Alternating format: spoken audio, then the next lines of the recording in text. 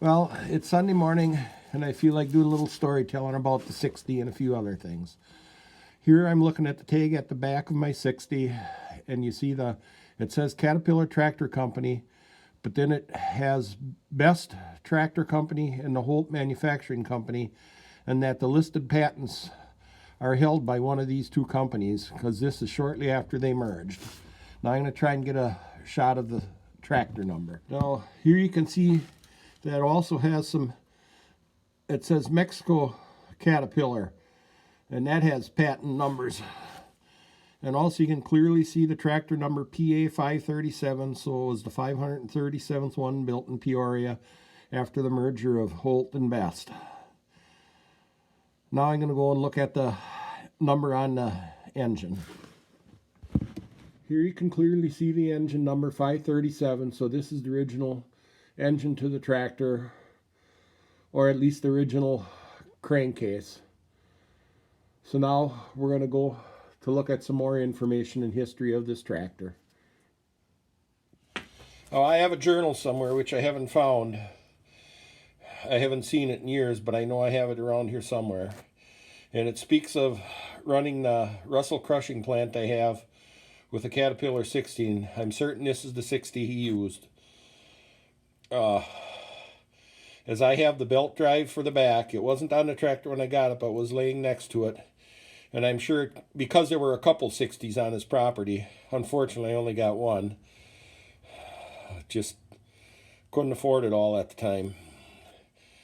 And this is the one I wanted. Anyway, I believe this is the one that was used because it appeared to have been the one that was run the most recent, although it probably wasn't run. It's probably been 60 or 70 years since it ran. And I'm sure the belt, quite certain the belt drive came off of this one because this is the coupler to couple it inside the back of the crankcase, and this coupler was still in the crankcase. So I'm certain this is the one the belt came off of. And also the belt drive unit had similar matching patches of yellow paint as what this tractor has on it. So I say I don't think this tractor has been run in 60 to 70 years. See, the gas tank is in really nice shape.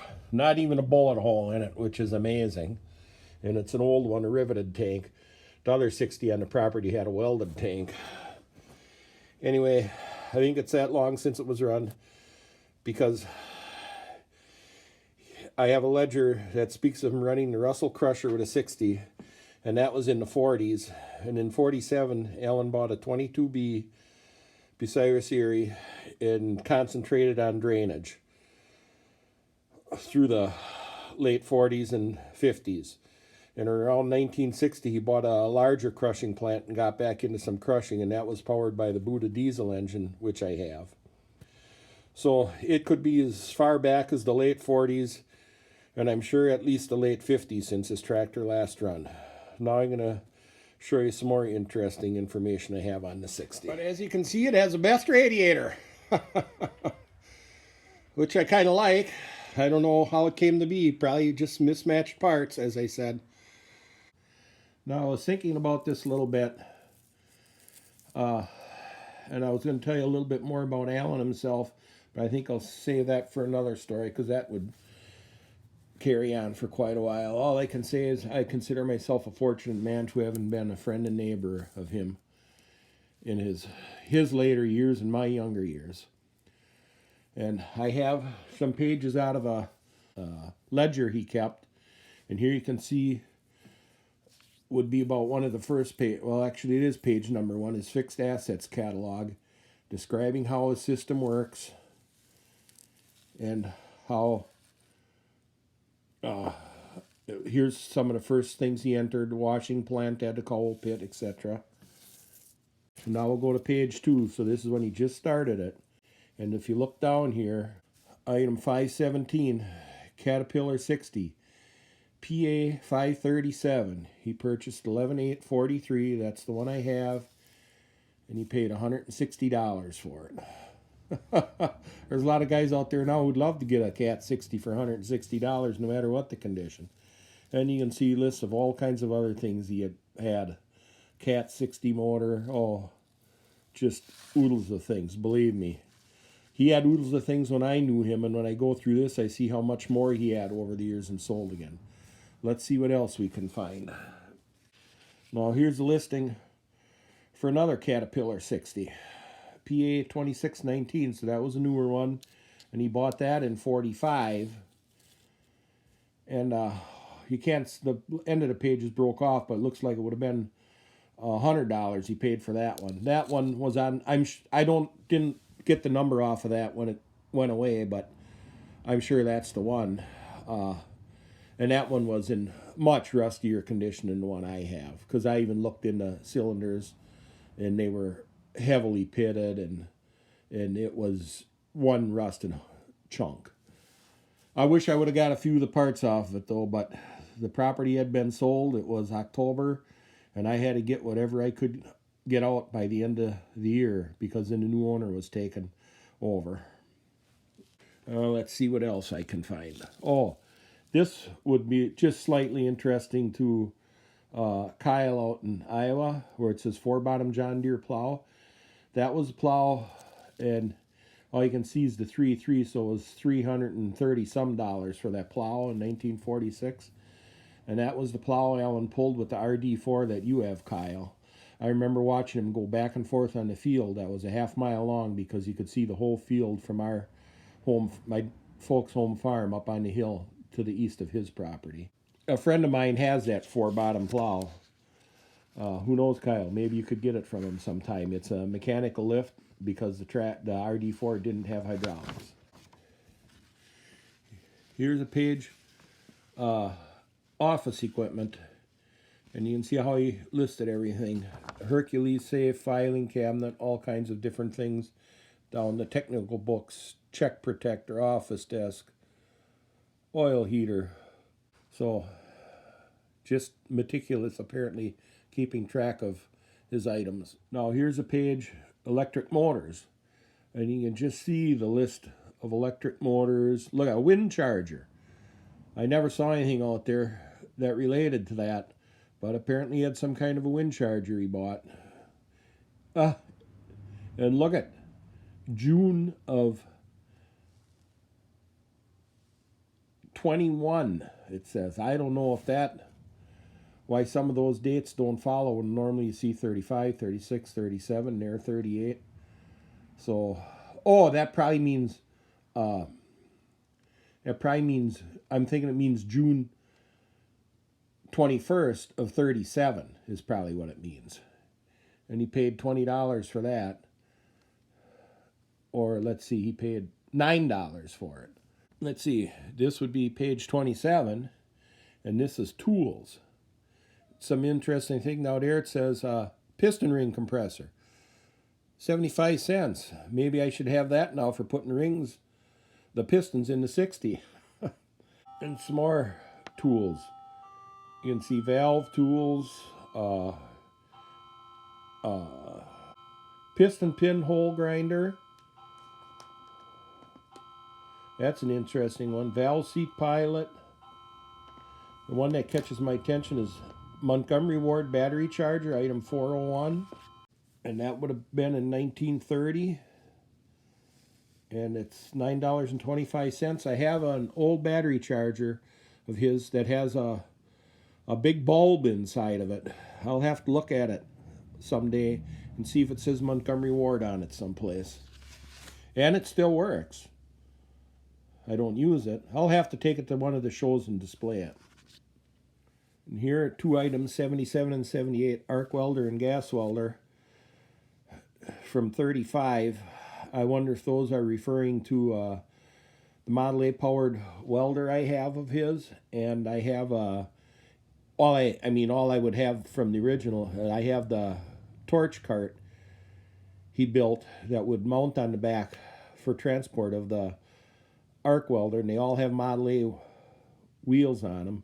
So they're from the same time, and these are dated the same. So I'm thinking this is referring to that Model A welder I have.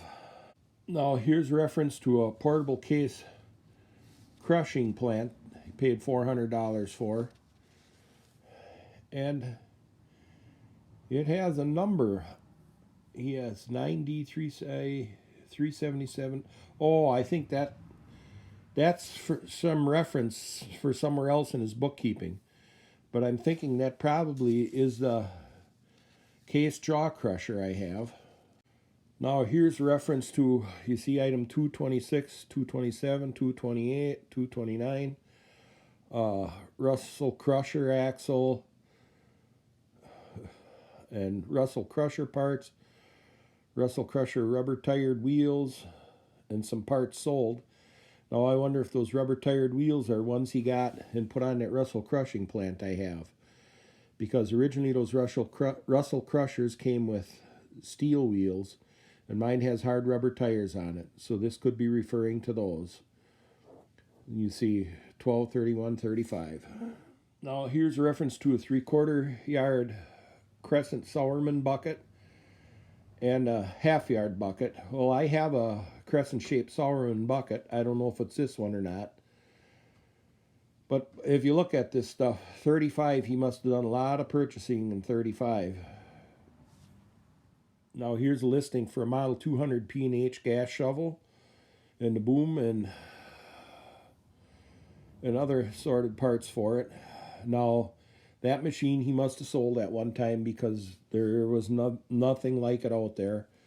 And I have a model, my P&H is Model 300, and I've never found any information in the ledger, but I mean I don't have all the complete ledgers of when he purchased that. But this is still an interesting item for me to see. Now here's a listing for a Coring 5/8 yard crane shovel. See, $1,500. And that is the one I showed. A friend of mine has it, and I'd like to acquire it someday. And also, you see listing for Russell Crushing and Screeding Plant for $1,200. And that, I'm sure, is the one that I have that I run up at Baraboo. Here's a listing for a Bucyrus 20B shovel. And I'm just wondering if that was a steam shovel. It's item 311 there. Because Alan always told me he had a steam shovel, and that's one item he cut up that he wished he never would have. He told me this in his later years, when he was in his late 80s probably. He told me regretted cutting that up. I have a couple name plaques and patent number plaques off of it. So I have a little bit of it. Like I say, it's interesting to me. And down here is a listing for a Buckeye half-yard crane shovel, boom for the Buckeye, dragline bucket, and 3/8 line bucket.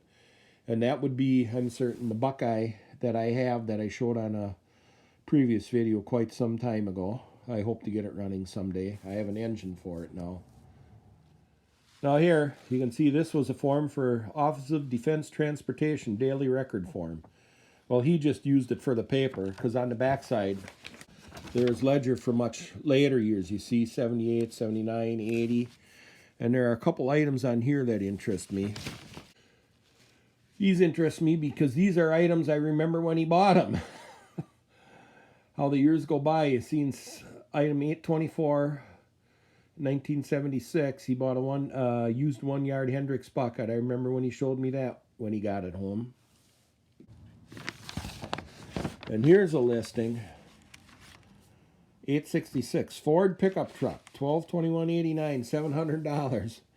That he actually bought from me. It's interesting to see a listing in his journal of something that I sold to him.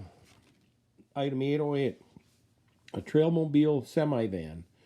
Now that's a van he bought in 75, and I remember helping him haul that home, tow it home.